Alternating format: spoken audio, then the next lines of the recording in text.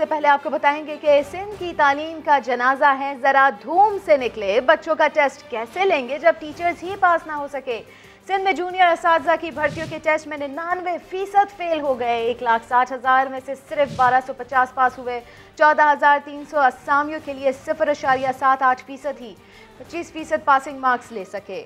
मामला सिंध काबीना पहुंचा तो वुज़रा निकम्मे फेलियर्स के हक में बोल पड़े। कहा टेस्ट मुश्किल था, कम नंबर्स लेने वालों को पास किया जाए। संजय साधवानी हमारे साथ ही मौजूद हैं, उनसे बात कर लेते हैं। संजय, सीनियर वुज़रा की जानिब से फिर क्या मौक़िफ़ इख्तियार किया गया?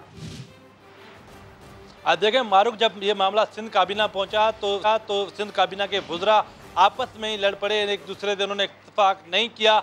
कुछ वुज़रा की राय थी कि पासिंग मार्क्स को कम किया जाए ताकि जो टेस्ट लिया गया है ज़्यादा से ज़्यादा टीचर्स जो हैं वो भर्ती हों, लेकिन सीनियर वुज़रा की जानिब से उस पर मुखालफत की गई। उन्होंने ये मौक़िफ़ अपनाया कि सिंध की तालीम का हाल पहले ही तबाह हो चुका है, अब अगर हमने कंप्रोमाइज़ किया तो निज़ाम बेहतर दुरुस्त करने में हमें कई साल मज़ीद लगेंगे। तो ये मामला काबीना में किसी नतीजे पर नहीं पहुंचा और ये मामला जो है वो अगली काबीना जो इजलास है उसमें ज़ेर बहस लाने के लिए एजेंडे में शामिल किया जाएगा।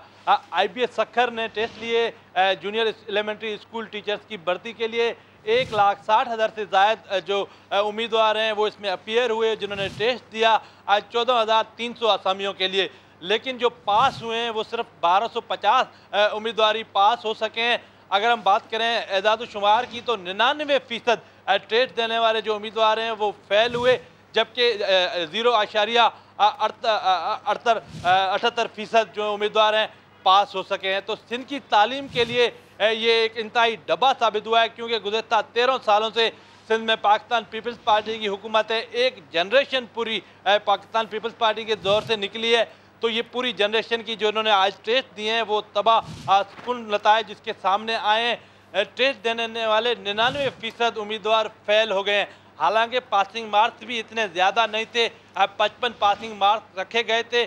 45 आपने हर सब्जेक्ट में मार्क्स लेना लाजमी थी, लेकिन जो एदाद-ओ-शुमार हैं, जो IBA के टेस्ट के रिज़ल्ट आए हैं वो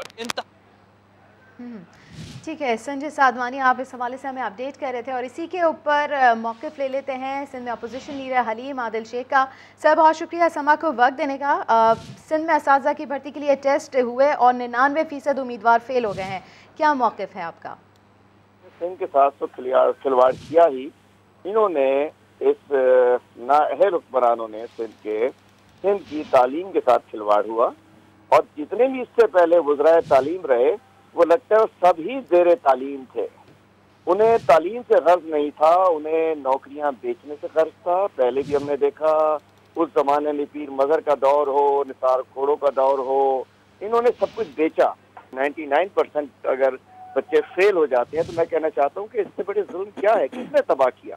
सिंध के तालीमी निज़ाम को तबाह करने वाली ये नाअहल हुकूमत है, और मैं समझता हूँ कि उन्होंने हमेशा तालीमी निज़ाम में, आज भी 69 लाख बच्चे स्कूलों से बाहर हैं, और जो टीचर्स हैं किसी को, मैं कहना चाहता हूँ, वो हमने अक्सर तमाशे देख रहे होते हैं, साइंस टीचर को पानी का फार्मूला नहीं आता, किसी को उर्दू टीचर को, माशरती उलूम वाले को तराना नहीं आता। ये सब सियासी भर्तियों का। दूसरा एक और मैं आज कहना चाहता हूँ, चेक कर लीजिए ये मिनिस्टर, ये MPS, इनके साथ इनकी गाड़ियों में घूमने वाले इनके PS, इनके सिक्योरिटी गार्ड, इनके पियोन, ये सब स्कूल टीचर्स हैं जो कि इन्होंने अपने घरों पर रखे हुए हैं। बड़ा ही अफसोसनाक मकाम है, शर्मनाक नताइज सामने आए हैं। सिंध की तालीम का ये मयार है, सुनकर देखकर भी हमें खुद भी बड़ी शर्मिंदगी होती है। डबल फिगर्स में भी नंबर्स नहीं जा सके हैं। संजय साधवानी, आप बताइएगा, वज़ीर तालीम से इस हवाले से आपकी कोई बात हो सकी है, कोई मौक़िफ़ सामने आया है उनका? बहुत बड़ी खबर है ये। जी बिल्कुल मारूक, सिंध के 10 ऐसे अजला हैं जिसमें से जो उम्मीदवार पास हुए वो डबल फिगर में भी नहीं जा सके। ठट्ठा, हैदराबाद, सुजावल, लाड़काना, ये वो इलाके हैं जहाँ से सबसे ज़्यादा लोगों ने अप्लाई किया था, लेकिन ठट्ठा और सुजावल बदीन, वहाँ के रिज़ल्ट इंतहाई शर्मनाक हैं। वहाँ पर जो पासिंग उम्मीदवार हैं वो डबल फिगर में भी नहीं जा सके। तो 11 उम्मीदवार अगर कहें तो भी पास नहीं हो सके। तो सिंध की तालीम के लिए ये इंतहाई संजीदा सवाल है कि कहाँ जा रही है ये तालीम। अब ये बातें की जा रही हैं कि पासिंग मार्क्स कम किए जाएं, जिन्होंने 40 मार्क्स लिए हैं, 35 मार्क्स लिए हैं, उन्हें पास किया जाए। एक ऐसा उम्मीदवार पीपल्स पार्टी का MP है जिसने कुछ दिन पहले असेंबली में ये मुतालबा किया कि 33 मार्क लेने वालों को पास किया जाए। ठट्ठा से उसका ताल्लुक था, लेकिन अगर ये पासिंग मार्क्स कम किए जाते हैं तो फिर तालीम का मयार वही होगा। आइंदा 10 साल के बाद जब टेस्ट लेंगे तो 100% जो उम्मीदवार हैं वो फेल होंगे। इस वक्त इंतहाई शर्मनाक बात यह है कि आपके पास 1,60,000 से ज़्यादा उम्मीदवारों ने टेस्ट दिया और सिर्फ 1200 उम्मीदवार पास हुए हैं। जो पास हुए हैं वो भी दूर दराज के इलाकों के, जैसे थर के कुछ ऐसे इलाके हैं, वहाँ से 4 ऐसे उम्मीदवार हैं जिन्होंने 80% मार्क लिए हैं। लेकिन जो सिंध के बड़े बड़े शहर हैं वहाँ पर नताइज इंतहाई अफसोसनाक सामने आए हैं। कराची का ज़िला किमारी है वो डबल फिगर में भी दाखिल नहीं हो सका। तो जहाँ जहाँ पर तालीम का निज़ाम तबाह किया गया, सरकारी स्कूल तबाह की गई, प्राइवेट स्कूल बनाई गई, वहाँ के नताइज जो हैं वो इंतहाई अफसोसनाक सामने आए हैं। अच्छा, इसमें एक इंटरेस्टिंग चीज़ ये है कि जो पास हुए हैं उम्मीदवार उनमें से बेशतर ऐसी लोग हैं जिनका ताल्लुक एजुकेशन के बैकग्राउंड से नहीं है। कुछ ऐसे इंजीनियर हैं जो बेरोज़गार थे, उन्होंने GST का टेस्ट दिया, वो इस टेस्ट में पास हो गए, लेकिन जो M.Ed थे, B.Ed करके जो उन्होंने टेस्ट दिया था वो तमाम के में से बेहतर जो है वो फेल हुए हैं। तो दूसरी फील्ड के कुछ लोग जिन्होंने इंजीनियरिंग पढ़ी या BBA किया वो पास हो गए, जो उन्होंने मास्टरी पढ़ी, जिन्होंने कोशिश की, जो उन्होंने बिल्कुल इस वक्त संजय यकीनन सिंध की अगर बात की जाए तो तालीम के लिहाज से इंतहाई बुरी सूरत हाल है। जो जूनियर असातिज़ा के टेस्ट होते हैं वो फेल होते हैं तो वज़रा उनके हक़ में बोल पड़ते हैं। ये है सिंध में तालीम का मयार और वज़रा की और सिंध हुकूमत की संजीदगी। कहीं स्कूल बंद कर दिए जाते हैं तो कहीं ये कहा जाता है कि सिर्फ पासिंग मार्क्स दे दिए जाए, बस इनको अब पास कर दिया जाए। बहुत शुक्रिया संजय साधवानी आपका। और इरम, तालीम का मयार सिर्फ सिंध में ही ख़राब नहीं है, पूरे मुल्क का ही यही हाल है। आपको बताएं कि महकमा तालीम खैबर पख्तूनख्वा और टेक्स्ट बुक बोर्ड की बेपरवाही सामने आई है। 6ठी और 8वीं क्लास की रियाजी की किताबों में संगीन गलतियों का इंकशाफ हुआ है। वज़ीर तालीम मामले से लाइल्म निकले, रहम यूसुफजई रिपोर्ट करेंगे। सवाल गंदम जवाब चना, यही हाल हुआ खैबर पख्तूनख्वा की 6ठी और 8वीं जमात की रियाजी की किताबों में। कहीं सवाल ठीक और जवाब गलत, और कहीं सवाल गलत तो जवाब दुरुस्त। बच्चे तो बच्चे, असातिज़ा भी परेशान। बच्चे जब घर में सॉल्व करते हैं और जवाब पीछे देखते हैं, उनको जवाब गलत मिलते हैं, अगले जानते हैं सर मैंने सवाल गलत किया। क्यों भाई, कैसे? वो जब मैं देखता हूँ वो सवाल ठीक होता है, कहते हैं सर जवाब पीछे गलत है। अब बताएं कितना कंफ्यूज रहा पूरा दिन वो, अगरचे सवाल उसने ठीक किया था। वो 8 नंबर है उसमें तो 10 है ही भी नहीं, और इन्होंने दिए कि x is less than and equal to 10, तो इक्वल तो नहीं होना चाहिए, यहाँ पर सिर्फ लेस दैन होना चाहिए। सिर्फ सवालात ही नहीं, ग्रामर में भी गलतियों के अंबार। सूबाई वज़ीर तालीम मामले से बेखबर। मैं पहली दफ़ा आपसे ये सुन रहा हूँ तो इस पर मैं कोई कमेंट नहीं करूँगा। ऑब्वियसली जब मैं देख लूँगा और अपनी टीम से शेयर करूँगा तभी जाके इस पर रिस्पॉन्स दूँगा। मिडिल स्कूलों में पढ़ाई जाने वाली रियाजी की ये किताबें गुज़श्ता 3 सालों से इन्हीं गलतियों के साथ पढ़ाई जा रही हैं। कैमरामैन ज़काउल्लाह के साथ रहम यूसुफजई, समा, पेशावर। अभी अहम खबर आ रही है, आपको बताएं कोयटा में अदालत रोड पर तलबा का एहतजाज। ऐसे में मुश्तइल तलबा का पुलिस वैन पर पथराव, शीशे तोड़ दिए हैं। पथराव की वजह से 5 एहलकार जख्मी भी हो गए हैं। मुजीबुल्लाह हमारे नुमाइंदे साथ हैं, बात कर लेते हैं उनसे। मुजीबुल्लाह बताइएगा इस वक्त क्या सूरत हाल देख रहे हैं आप वहाँ पर? जी बिल्कुल, ऑनलाइन मेडिकल टेस्ट के खिलाफ जो मुश्तइल तलबा है एक बार फिर से सड़कों पर निकल आए और गुज़िश्ता रोज गिरफ्तारियों के बाद आज एक बार फिर से पुलिस का तलबा के साथ आमना सामना हो, और तलबा ने जो है वो पुलिस पर शदीद पथराव किया। पुलिस के मुताबिक 5 जो उनके एहलकार है वो पथराव से जख्मी भी हुए, जबकि एक वैन भी जो है ना उनके शीशे भी टूट गए तलबा के पथराव के बायस। अब भी सूरत हाल कुछ यूँ है कि जो तलबा है वो अदालत रोड पर मौजूद है, पुलिस ने उन्हें जो है ना वो यहाँ तक महदूद कर रखा है। और जब तलबा है वो वाज़ेह है कि हर सूरत जो है वो मेडिकल एंट्री टेस्ट जो है वो उसके नताज मनसूख किए जाए, दोबारा से टेस्ट कंडक्ट किया जाए। बसूरत दीगर उनका ये एहतजाजी धरना जो है वो जारी रहेगा। गुज़िश्ता रोज 75 तलबा को पुलिस ने गिरफ्तार भी किया, जिन्होंने रेड जोन के बाहर एहतजाजी धरना दे रखा था, और आज एक बार फिर से तलबा जो है वो सड़कों पर निकला है। गुज़िश्ता रोज भी यही सूरत हाल थी, मनाजिर भी समाजी टेलीविजन स्क्रीन पर मुलाहिजा किए जा सकते हैं, और आज एक मरतबा फिर से यहाँ पर एहतजाज शुरू हो गया। बेहद शुक्रिया इस हवाले से आपने आगाह किया। हुकूमत ने जस्टिस रिटायर्ड जावेद इकबाल की बतौर चेयरमैन नैब मुद्दत में तौसी के लिए ऑर्डिनेंस का मुसव्वदा तैयार कर लिया। वफाकी काबीना के अगले इजलास में मंजूरी का इम्कान है। नई मशरफ की report. Justice retired Javed Iqbal को ही चेयरमैन नैब बरकरार रखने की तैयारियां मुकम्मल। ज़राए के मुताबिक वफाकी वजारत कानून ने इनकी मुद्दत में तौसी के लिए ऑर्डिनेंस का मुसव्वदा तैयार कर लिया। अहम हुकूमती शख्सियत के मुताबिक ऑर्डिनेंस के मुसवदे में चेयरमैन नैब की मुद्दत में कितनी तोसी होगी इसका जिक्र नहीं किया गया, जिसकी वजह चंद वज़रा का इख्तलाफ है। मुसवदे में लिखा गया है कि नए चेयरमैन की तकर्री तक मौजूदा नैब सरबराह ही काम जारी रखेंगे। एक और वफाकी वजीर ने समा को बताया कि चूँकि अपोजिशन लीडर शहबाज शरीफ पर नैब के मुकदमात हैं, इसलिए नए चेयरमैन पर इनसे मुशावरत नहीं हो सकती।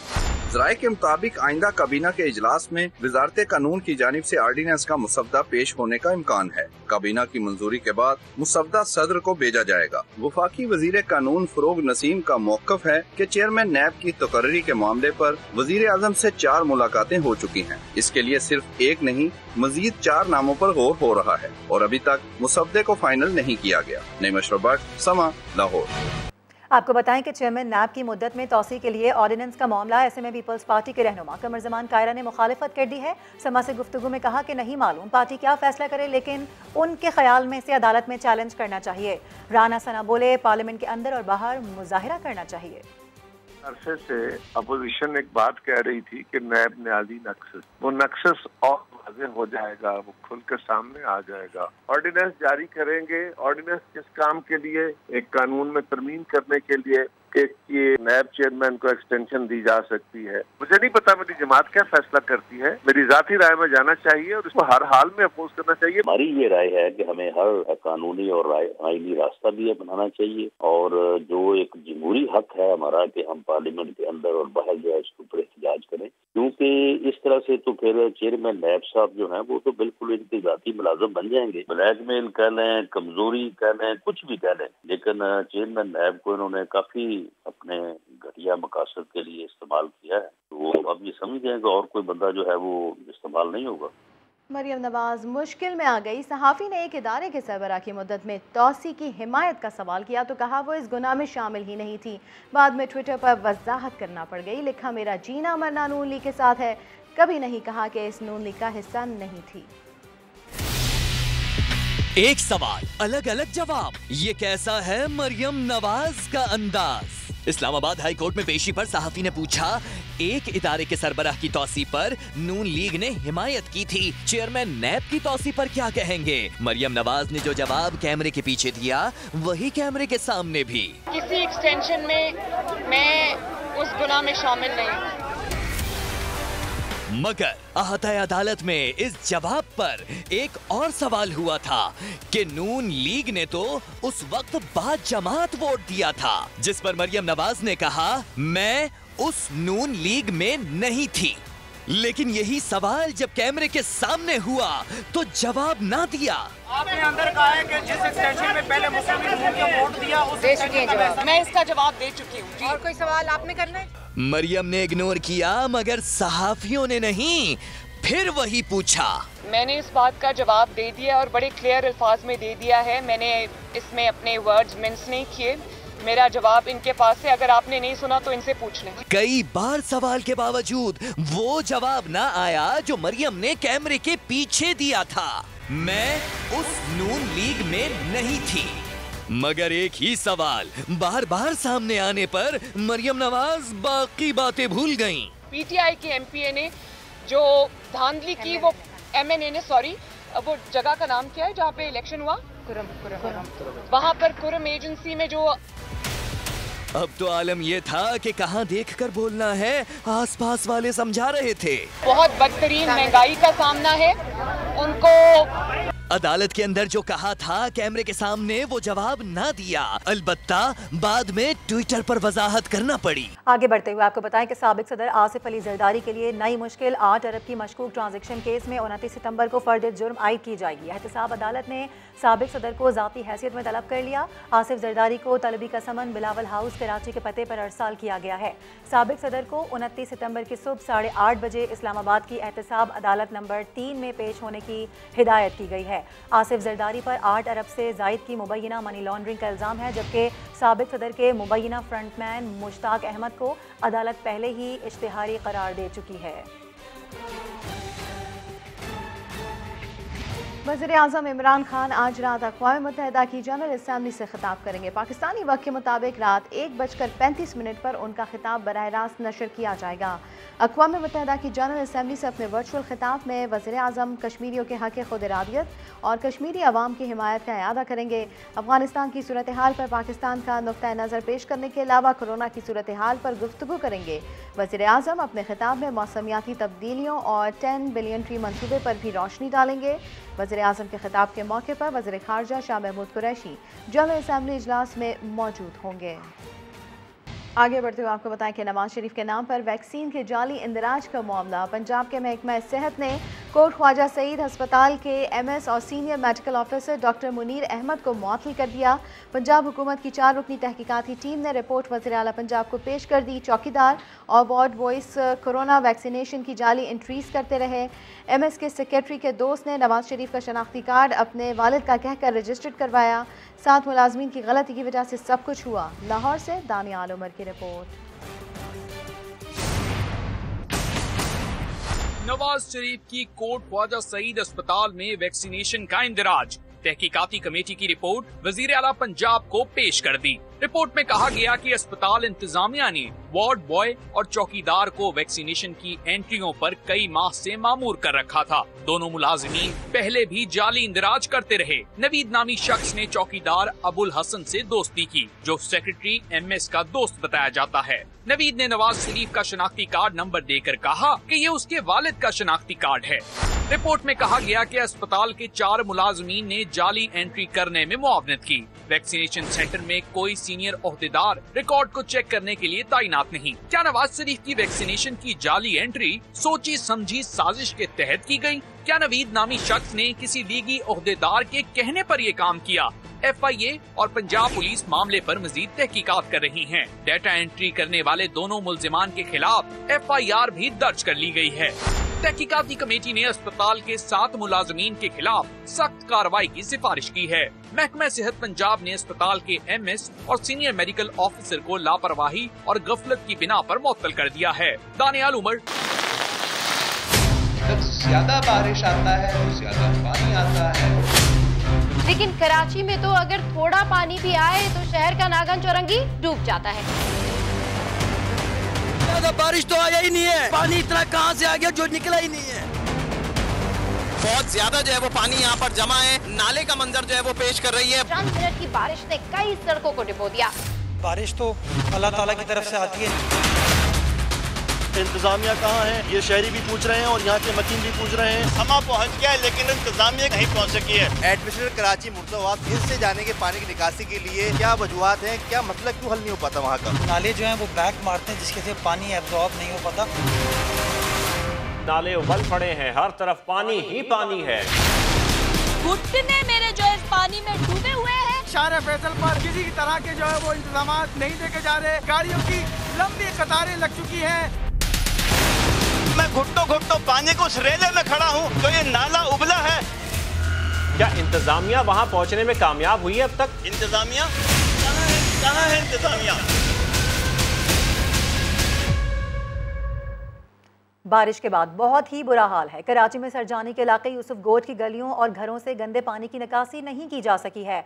मस्जिद में भी गंदा पानी आ गया था जिसकी निकासी कर ली गई, लेकिन सरकारी स्कूल की इमारत अब भी पानी में डूबी हुई है। वहां पर मौजूद हैं हमारे नुमाइंदे खुर्शीद आलम, मजीद वो बताएंगे। जी खुर्शीद। जी हाँ बिल्कुल, मैं इस वक्त सुरजानी टाउन के इलाके यूसुफ गोट पार्ट 2 में मौजूद हूँ, जहाँ पर मुख्तलिफ गलियों और घरों में गंदा पानी बदस्तूर मौजूद है। सबसे पहले आपको कैमरामैन अली मुशर्रफ दिखा रहे हैं। ये एक सरकारी स्कूल है, सिंधी स्कूल के नाम से मशहूर है। यहाँ पर पानी दाखिल हो चुका है और सबसे अहम बात ये मालूम हुई है कि इस स्कूल में पढ़ाई नहीं होती लेकिन असातिज़ा को तनख्वाहें ज़रूर अदा की जा रही हैं। और इसी तरह सामने आपको नज़र आ रहा होगा कि जामा मस्जिद अवैसे करनी के सहन में भी गंदा पानी जमा हो चुका था, जहाँ पर लोग अपनी मददाब के तहत उसको पानी को निकालने की कोशिश कर रहे हैं। इसी तरह मुख्तलिफ़ घरों में जो पानी दाखिल है उसको भी लोग डी वाटर करने के लिए इंतज़ाम कर रहे हैं अपनी मददाब के तहत। अब तक यहाँ पर सरकारी मशीनरी, सरकारी इंतज़ामिया मौजूद नहीं है कि जो उनकी फलाह बहबूद के लिए या उनके रेस्क्यू के हवाले से कोई काम कर सके। मुख्तलिफ गलियों में गंदा पानी मौजूद है, जिसकी वजह से जो ज़ेर ज़मीन टैंकर हैं वो बर्बाद हो गए हैं, उनका पानी आलूदा हो चुका है। और सबसे पहले लोगों की कोशिश ये है कि गंदा पानी आंगन से निकले, उसके बाद वो अंडरग्राउंड वाटर को टैंकर को साफ़ कर सकें।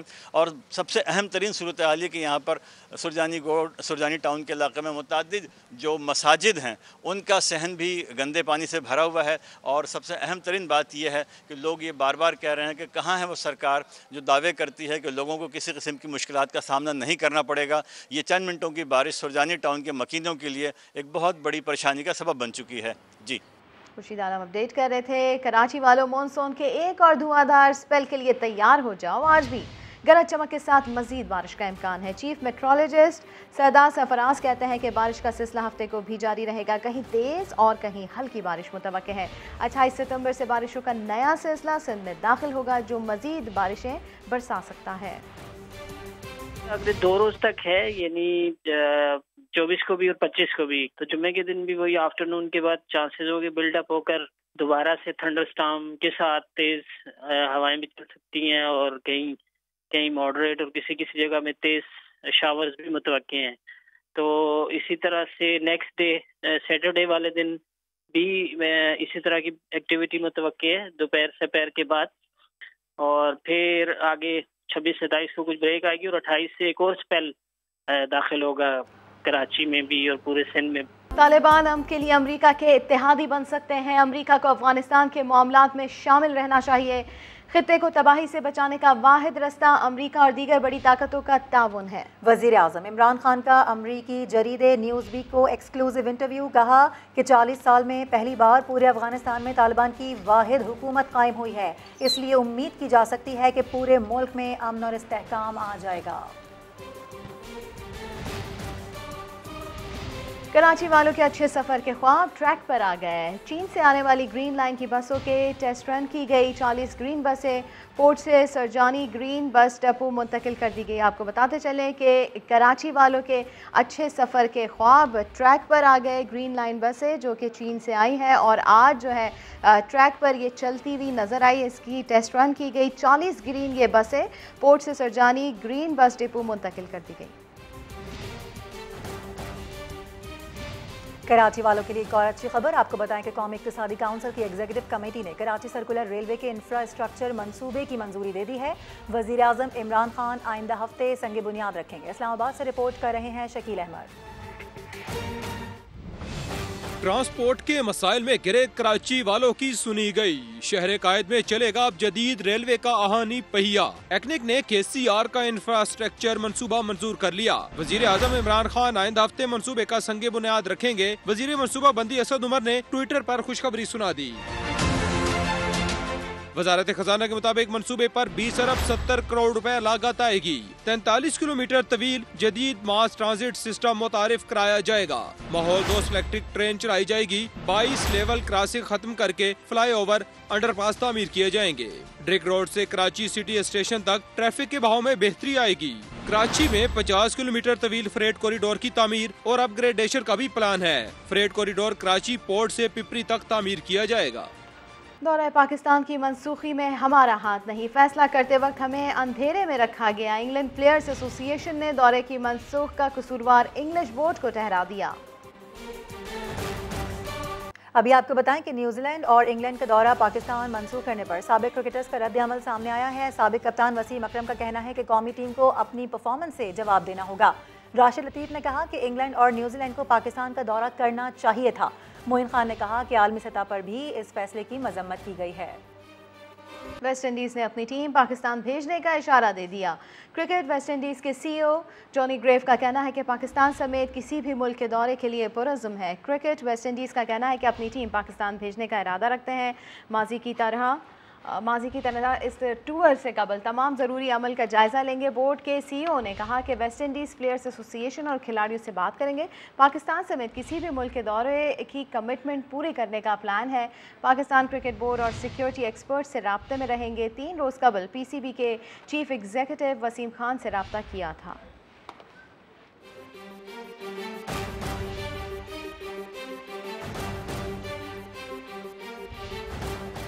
तक आपको बताएं कि इलाज के लिए उमर शरीफ की अमेरिका मुंतकली की तैयारी मुकम्मल कर ली गई है, जबकि शोबा एयर ट्रांसपोर्ट ने एयर एम्बुलेंस को पाकिस्तान आने के लिए इजाज़तनामा भी जारी कर दिया है। जर्मनी से आने वाली एयर एम्बुलेंस 26 सितंबर की रात 11 बजे कराची एयरपोर्ट पर लैंड करेगी, जिसमें कप्तान के हमरा 5 अफराद पर मुश्तमिल क्रू होगा। एयर एम्बुलेंस की अमेरिका के लिए सफ़र से कबल कराची एयरपोर्ट पर रिफ्यूलिंग भी की जाएगी।